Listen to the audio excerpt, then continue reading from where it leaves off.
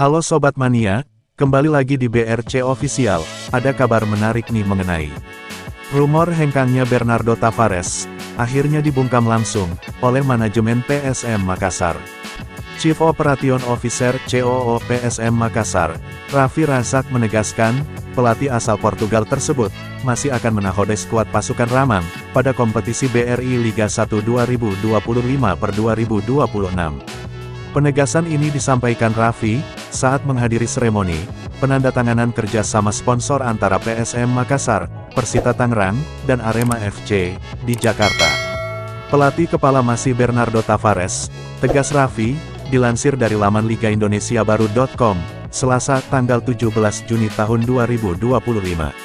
Nama Tavares memang santer dikaitkan dengan sejumlah klub Liga 1 lainnya, yang hingga kini belum menetapkan pelatih tetap. Wajar saja, rekam jejak Tavares selama menangani PSM memang terbilang mentereng dan menggoda banyak klub.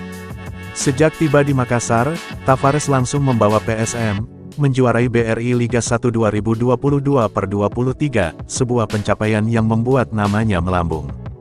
Tak hanya soal trofi, dia juga dikenal berani mengorbitkan pemain muda dan membangkitkan karir pemain yang sempat meredup. Tak heran, dalam 3 musim terakhir, PSM Makassar selalu tampil di kompetisi internasional di bawah arahannya.